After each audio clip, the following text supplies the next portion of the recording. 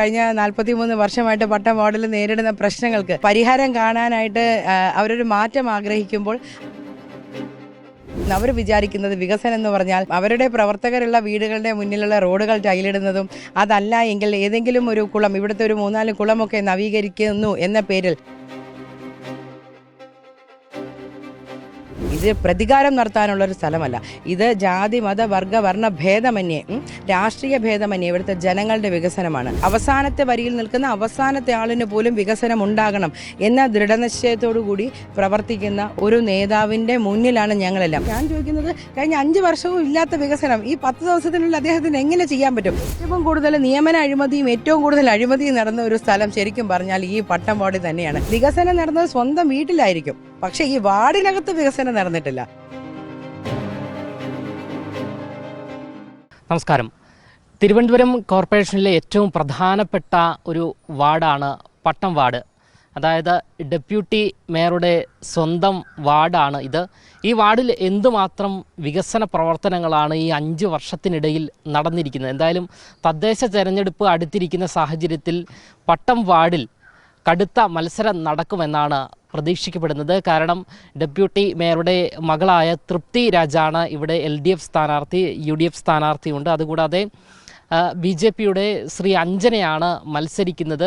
അതുകൂടാതെ ഈ പട്ടം വാർഡിൻ്റെ ഏറ്റവും വലിയൊരു പ്രത്യേകത എന്ന് പറയുന്നത് KSEB, PSCയുടെ ആസ്ഥാനം, അതുകൂടാതെ മറ്റ് നിരവധി വിദ്യാലയങ്ങൾ, മെഡിക്കൽ കോളേജിൻ്റെ ഒരു ഭാഗം എന്നിവയെല്ലാം തന്നെ പട്ടം വാർഡിലാണ് വരുന്നത്. എന്തായാലും പട്ടം വാർഡിൽ ഈ 5 വർഷത്തിനിടയിൽ എന്തൊക്കെ വികസന പ്രവർത്തനങ്ങളാണ് നടന്നിരിക്കുന്നത്, പട്ടം നിവാസികൾ എന്തൊക്കെ പ്രശ്നങ്ങൾ അനുഭവിക്കുന്നുണ്ട്. ഇപ്പോൾ മറുനാടൻ്റെ ഓഫീസ് ഉൾപ്പെടെ വരുന്നത് ഈ ഒരു പട്ടം വാർഡിലാണ്. നമുക്കറിയാം, ഒരു മണിക്കൂർ മാത്രം മഴ പെയ്താൽ ഡ്രെയിനേജ് പൊട്ടിയൊലിക്കുന്ന സാഹചര്യം എന്നിങ്ങനെ നിരവധി പ്രതിസന്ധികളാണ് നിലവിലിപ്പോൾ ഈ വാർഡ് നേരിട്ടുകൊണ്ടിരിക്കുന്നത്. ഡെപ്യൂട്ടി മേയറുടെ വാർഡായിട്ട് പോലും എന്തുകൊണ്ട് ഇത്തരത്തിലുള്ള അസന്നിഗ്ധമായ സംഭവങ്ങൾ നടക്കുന്നു എന്നുള്ളതാണ് പ്രധാനപ്പെട്ട ഒരു ചോദ്യം. എന്തായാലും ഈ ഒരു വാർഡിലെ BJP സ്ഥാനാർത്ഥിയായ ശ്രീ അഞ്ജന ഇപ്പോൾ മറുനാടനൊപ്പം ചേരുകയാണ്. എങ്ങനെ പോകുന്നു പ്രചരണം? ഉഷാറാണ്. രാവിലെ 6 മണിക്ക് ഞങ്ങൾ ഇറങ്ങുന്നതാണ്, തുടങ്ങുന്ന പ്രചരണമാണ്. രാത്രി 9:30 വരെ ഞങ്ങൾ ജനങ്ങളുമായിട്ട്, ഇവിടുത്തെ നിവാസികളുമായിട്ടുള്ള സമ്പർക്കം മറ്റ് സ്ഥലങ്ങളിലെയും കാട്ടിലും, അല്ലെങ്കിൽ ആളുകൾ നമ്മളോട് ഇങ്ങോട്ട് അവരുടെ റെസ്പോൺസ് കാരണം ഞങ്ങൾ ചില വീടുകളിൽ നിന്ന് സംസാരിച്ച് അവരുടെ പ്രശ്നങ്ങൾ കേട്ട് അത് പരിഹരിക്കാനുള്ള മാർഗം എന്താണെന്ന് നമ്മൾ ആലോചിച്ച് അത്തരത്തിൽ വളരെ ഉഷാറായിട്ടാണ് ഞങ്ങളുടെ പ്രചരണം പൊയ്ക്കൊണ്ടിരിക്കുന്നത്. വാർഡിൻ്റെ വലിപ്പം കൂടുതലാണ്. വാർഡിൻ്റെ വലിപ്പം കൂടുതലാണ്, അതോടൊപ്പം തന്നെ ജനങ്ങളുടെ പ്രശ്നങ്ങളും കൂടുതലാണ്. അപ്പം ഞങ്ങളൊരു ശ്രോതാവായി അത് കേൾക്കുന്നു. കഴിഞ്ഞ 43 വർഷമായിട്ട് പട്ടം വാർഡിൽ നേരിടുന്ന പ്രശ്നങ്ങൾക്ക് പരിഹാരം കാണാനായിട്ട് അവരൊരു മാറ്റം ആഗ്രഹിക്കുമ്പോൾ ആ മാറ്റം ഞങ്ങളാണ് എന്ന് പറഞ്ഞുകൊണ്ട് അവർ ചില കാര്യങ്ങൾ പറയുമ്പോൾ അത് കേൾക്കുന്നത് കൊണ്ട് തന്നെ ഞങ്ങൾക്ക് കുറച്ച് സമയം അധികം എടുക്കേണ്ടി വരുന്നുണ്ട്. അത്തരത്തിൽ രാത്രി 9 മണിക്കും 9:30ക്കും 10 മണിക്കും ഞങ്ങളുടെ വീട്ടിൽ എന്താണ് ഇപ്പോൾ 2ാമത്തെ തവണ വരാത്തതെന്ന് ചോദിച്ചിട്ട് വരുന്ന ആളുകളുണ്ട്. അവരെ പോയി ഞങ്ങൾ നേരിട്ട് കാണുന്നുണ്ട്. ഡെപ്യൂട്ടി മേയറുടെ വാർഡാണ്. എങ്ങനെയാണ് ജനങ്ങളുടെ പൊതുവെ ഒരു പ്രതികരണം വികസനത്തെക്കുറിച്ചും മറ്റു കാര്യങ്ങളെക്കുറിച്ചും? ഡെപ്യൂട്ടി മേയറുടെ വാർഡായതുകൊണ്ടാണ് ഞങ്ങൾക്ക് സാധാരണ പെട്ടെന്ന് ഓടി ചെന്ന് വോട്ട് അഭ്യർത്ഥിച്ച് അല്ലെങ്കിൽ ഞങ്ങളുടെ കാര്യങ്ങൾ പറഞ്ഞു വരുന്നതിന് പകരമായിട്ട് ഇത്തരത്തിലുള്ള പ്രശ്നങ്ങൾ ഹാൻഡിൽ ചെയ്യാനും ഞങ്ങളത് എഴുതിയെടുത്ത് പോകുന്നതിനുമൊക്കെയുള്ളൊരു അവസ്ഥയിലേക്കാണ് വന്നിരിക്കുന്നത്. ഈ വാർഡിനെ സംബന്ധിച്ചിടത്തോളം ഇത് പട്ടം വാർഡാണ്. കഴിഞ്ഞ 5 വർഷമായി ഡെപ്യൂട്ടി മേയർ ഭരിക്കുന്ന ഒരു വാർഡാണ്.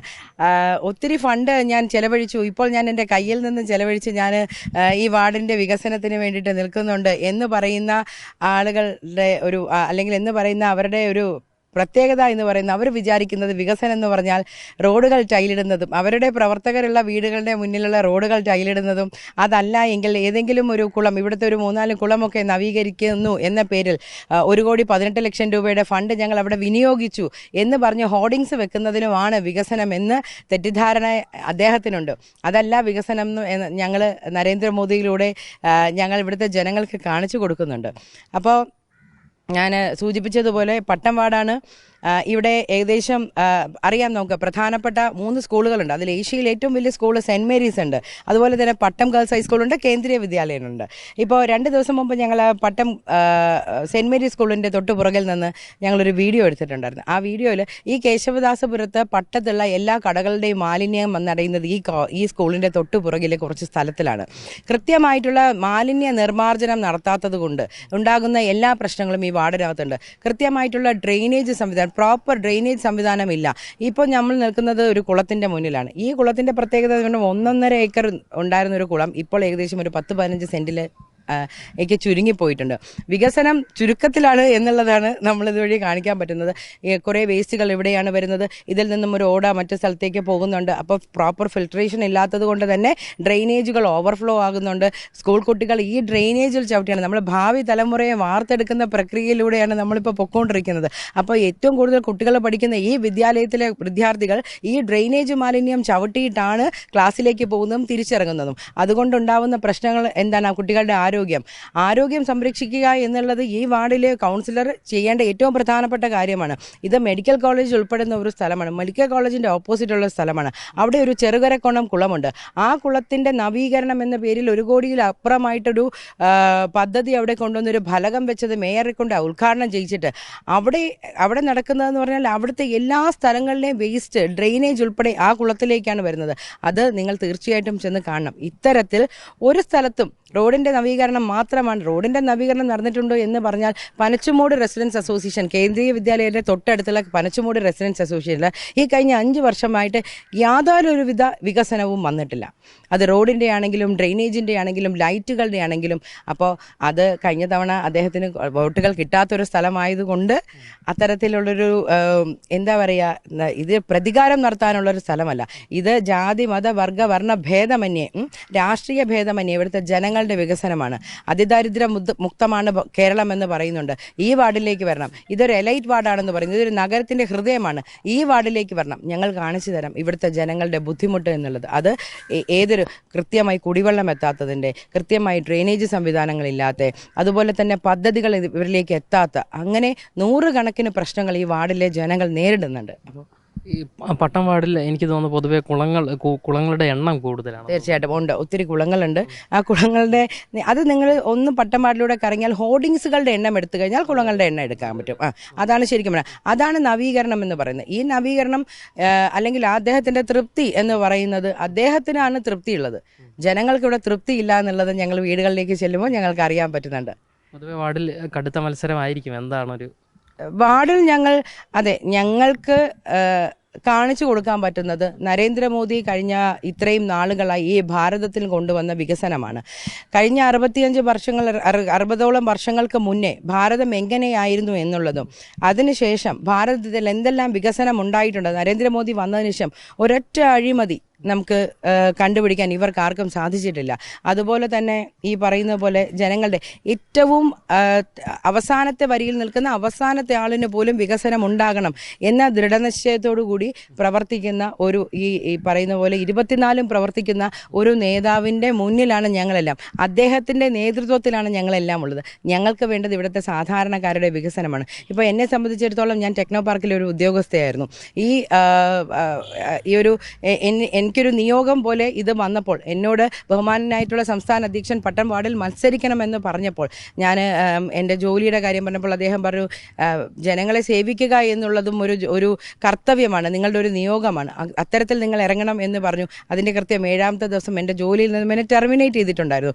എന്നിട്ടും അതല്ല ഞങ്ങൾക്ക് വേണ്ടത് ഇവിടുത്തെ ജനങ്ങളുടെ വികസനമാണ് എന്ന് ഉദ്ദേശിച്ച് ആദ്യം എങ്ങനെ ചിരിച്ചുകൊണ്ട് നിന്നോ അതേപോലെ ഇന്നും ജനങ്ങളുടെ മുഖത്ത് നോക്കി ചിരിച്ചുകൊണ്ട് തന്നെ നിങ്ങൾക്ക് സേവനം ചെയ്യാൻ ഞങ്ങൾ തയ്യാറാണ് എന്ന് പറയാനുള്ളൊരു ആ ഒരു നിയോഗം അല്ലെങ്കിൽ ആ ഒരു നിശ്ചയം എന്നിലൂടെ വന്നതിൻ്റെ സന്തോഷവും എനിക്കുണ്ട്. പട്ടത്തെ ജനങ്ങളോട് എന്താണ് പറയാനുള്ളത്? പട്ടത്തെ ജനങ്ങളോട് എനിക്ക് പറയാനുള്ളത്, ഈ കഴിഞ്ഞ 43 വർഷമായിട്ട് ഇവിടെ ചെയ്യാൻ പറ്റാത്ത ഒരു കാര്യങ്ങളും തന്നെ ഇനിയും ഇവർ അധികാരത്തിൽ വന്നു കഴിഞ്ഞാൽ ചെയ്യാൻ സാധിക്കില്ല എന്നുള്ളത് നിങ്ങൾ മനസ്സിലാക്കണം എന്നുള്ളതാണ്. അത് ഏകദേശം പട്ടത്തിലെ ജനങ്ങൾക്ക് മനസ്സിലായി കഴിഞ്ഞിരിക്കുകയാണ്.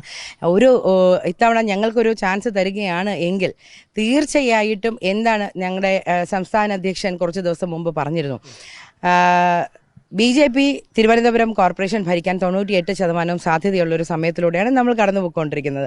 അത്തരത്തിലൊരു നിയോഗം ഞങ്ങൾക്ക് ഉണ്ടാവുകയാണ് എങ്കിൽ ആദ്യത്തെ 45 ദിവസത്തിനുള്ളിൽ തന്നെ ഈ തിരുവനന്തപുരത്ത് അനന്തപുരിയിൽ എന്തെല്ലാം വികസനങ്ങൾ കൊണ്ടുവരാൻ പറ്റും എന്നുള്ളതിൻ്റെ ബ്ലൂ പ്രിൻ്റ് ഞങ്ങൾ ജനങ്ങൾക്ക് മുന്നിൽ വെക്കാൻ തയ്യാറാണ്. അത്തരത്തിലൊരു വിഷനോടുകൂടിയാണ് ഞങ്ങൾ പ്രവർത്തിക്കുന്നത്. അത് മാത്രമല്ല, എല്ലാ വർഷവും ഒരു പ്രോഗ്രസ് കാർഡ് ഈ പട്ടത്തിലെ നിവാസികൾക്ക് മുന്നിൽ എനിക്ക് വെക്കാൻ പറ്റും. എന്തെല്ലാമാണ് ഞങ്ങൾ ചെയ്തിരിക്കുന്നത്, ഇവിടുത്തെ ജനങ്ങളുടെ ആവശ്യം എന്താണ് എന്നുള്ളത് മനസ്സിലാക്കി ഇത് ചെയ്യാൻ ഞങ്ങൾക്ക് പറ്റും. അത്തരത്തിൽ ആ ബ്ലൂ പ്രിൻ്റ് ഇവിടെ തിരുവനന്തപുരം അനന്തപുരിയിലെ നിവാസികൾക്കായിട്ട് വെക്കുന്നത് പ്രധാനപ്പെട്ട ബഹുമാന്യനായിട്ടുള്ള ഞങ്ങളുടെ പ്രധാനമന്ത്രി ശ്രീ നരേന്ദ്രമോദിജി ആയിരിക്കും. അത്തരത്തിലൊരു വിഷനോടുകൂടി പ്രവർത്തിക്കുന്ന ഞങ്ങൾക്ക് ഈ പട്ടം വാർഡിൻ്റെ വികസനത്തിന് വേണ്ടിയിട്ട് ഒരു വോട്ട് താമര അടയാളത്തിൽ തരണമെന്ന് ഉള്ളൊരു അഭ്യർത്ഥനയാണ് എനിക്ക് ജനങ്ങൾക്ക് മുന്നിൽ വെക്കാൻ. ഇപ്പോൾ ജോലി റിസൈൻ ചെയ്തു, പിന്നെ ജോലിയിൽ നിന്നും എന്നെ ടെർമിനേറ്റ് ചെയ്യുകയായിരുന്നു. അതെ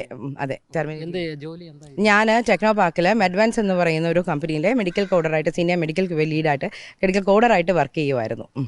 ഈ കഴിഞ്ഞ 5 വർഷമായിട്ട് ഈ പട്ടത്തിൻ്റെ ന്യൂക്ക് ആൻഡ് കോർണറിൽ എത്തേണ്ട ഒരാളാണ് ഇവിടുത്തെ കൗൺസിലർ എന്ന് പറയുന്നത്. ഈ തെരഞ്ഞെടുപ്പ് തുടങ്ങിയതിന് ശേഷം ഞാൻ ഈ വാർഡിലേക്ക് വന്നപ്പോൾ ഞാൻ ആദ്യമായിട്ട് കണ്ടത് പ്രധാനമായിട്ടും മാലിന്യ പ്രശ്നങ്ങൾ തന്നെയായിരുന്നു. കൂമ്പാരം കൂടിക്കിടക്കുന്ന മാലിന്യ പ്രശ്നങ്ങൾ.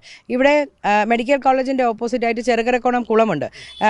ഈ കഴിഞ്ഞ 4/11, അതായത് ഈ നവംബർ മാസം 4-ാം തീയതി അവിടെ രാത്രി പെട്ടെന്നൊരു ഫലകം വന്നു.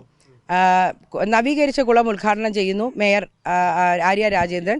അതുപോലെ തന്നെ ഡെപ്യൂട്ടി മേയറുടെ പേരും ആ ഫലകത്തിലുണ്ടായിരുന്നു. ആ കുളത്തിൻ്റെ അവസ്ഥ ഞങ്ങളൊരു വീഡിയോ ആയിട്ട് സോഷ്യൽ മീഡിയയിൽ ഞങ്ങൾ ഇട്ടിട്ടുണ്ടായിരുന്നു. അത് വളരെ റീച്ച് ചെയ്തൊരു വീഡിയോ ആണ്. അതുപോലെ തന്നെ ഈ വാർഡിനകത്ത് SCT ലൈൻ ഉണ്ട്. SCT ലൈനിൻ്റെ എ ലൈനിനകത്ത് അവിടുത്തെ ഒരു റോഡിനൊരു പ്രശ്നം ഉണ്ടായിരുന്നു. ഈ കഴിഞ്ഞ 5 വർഷമായിട്ട് റോഡിൻ്റെ ഒരു പ്രശ്നവും പരിഹരിക്കാൻ പറ്റാത്ത ഒരാൾ അവിടെയും ഞങ്ങളൊരു വീഡിയോ ഇട്ടിരുന്നു. ഇപ്പോൾ ഞങ്ങൾ അറിയുന്നത് ഈ സമയത്ത് ഒരു JCBയുമായിട്ട് ബഹുമാന്യനായിട്ടുള്ള ഇദ്ദേഹം അവിടെ ആ കുളം നവീകരണത്തിന് വേണ്ടിയിട്ട് എത്തുന്നു എന്നുള്ളതാണ്. അദ്ദേഹത്തിന് ഇവിടുത്തെ വീടുകളിൽ കയറി വോട്ട് ചോദിക്കാനുള്ള സമയമില്ല. കാരണം ഞങ്ങൾ ഓരോ ദിവസവും ഇറങ്ങി ഓരോ സ്ഥലത്ത് ചെല്ലുമ്പോൾ അവിടുത്തെ പ്രശ്നങ്ങളുടെ വീഡിയോ ഇടുന്നു. അദ്ദേഹം ആ വീഡിയോയുടെ പുറകിൽ ചെന്നിട്ട് അത് ശരിയാക്കാനുള്ള തത്രപ്പാടാണ്. അപ്പം ഞാൻ ചോദിക്കുന്നത്, കഴിഞ്ഞ 5 വർഷവും ഇല്ലാത്ത വികസനം ഈ 10 ദിവസത്തിനുള്ളിൽ അദ്ദേഹത്തിന് എങ്ങനെ ചെയ്യാൻ പറ്റും? അത് മാത്രമല്ല, അദ്ദേഹം വീടുകളിൽ പോയി കരയുന്നുണ്ട്, എൻ്റെ സ്വന്തം കൈയുടെ പൈസ എടുത്തിട്ടാണ് ഞാൻ ഇതെല്ലാം ചെയ്യുന്നതെന്ന്. ഇത്തരത്തിലൊരു ഗതികേട് ഈ വാർഡിൽ മാത്രമേ ഉണ്ടാകുള്ളൂ എന്നും കൂടി ഇവിടുത്തെ ജനങ്ങൾ മനസ്സിലാക്കേണ്ടിയിരിക്കുന്നു. കുളത്തിന്റെ മറവിൽ തന്നെ വലിയ രീതിയിലൊരു അഴിമതി നടക്കുന്നുണ്ട് എന്നാണ് ഏറ്റവും കൂടുതൽ നിയമന അഴിമതിയും ഏറ്റവും കൂടുതൽ അഴിമതിയും നടന്ന ഒരു സ്ഥലം ശരിക്കും പറഞ്ഞാൽ ഈ പട്ടം വാർഡ് തന്നെയാണ്. നമ്മൾ ഈ വാർഡിനകത്ത് 1,18,00,000 1,19,00,000 എന്ന് പറഞ്ഞിട്ട് വച്ചിരിക്കുന്ന ഹോർഡിങ്സുകളിൽ നിങ്ങൾ തീർച്ചയായിട്ടും ഈ ഹോർഡിങ്സ് വയ്ക്കുമ്പോൾ എന്ത് തരത്തിലുള്ള നവീകരണമാണ് അവിടെ നടന്നത് എന്നുള്ളത് മനസ്സിലാക്കണം. വികസനം നടന്നത് സ്വന്തം വീട്ടിലായിരിക്കും, പക്ഷേ ഈ വാർഡിനകത്ത് വികസനം നടന്നിട്ടില്ല. തൃപ്തിയുള്ളത് സ്വന്തമായിട്ടിരിക്കും. അച്ഛന് തൃപ്തി ഉണ്ടാകും, പക്ഷെ ജനങ്ങൾക്ക് തൃപ്തി ഉണ്ടാകില്ല. എനിക്ക് തോന്നുന്നു നിരവധി കുളങ്ങൾ ഉള്ള ഒരു വാർഡാണ് പട്ടം വാർഡ്. ഈ കുളങ്ങളുടെ മറവിൽ തന്നെ വാർഡ് കൗൺസിലർ ഉൾപ്പെടെയുള്ള സംഘം വലിയ രീതിയിലുള്ള അഴിമതി നടത്തുന്നു എന്നുള്ളൊരു ആരോപണമാണ് BJPയും മറ്റ് പ്രതിപക്ഷ പാർട്ടികളുമെല്ലാം തന്നെ ഉന്നയിക്കുന്നത്. ക്യാമറമാൻ അഖിൽ അശോകിനൊപ്പം അമൽ രുദ്ര, മറുനാടൻ മലയാളി, തിരുവനന്തപുരം.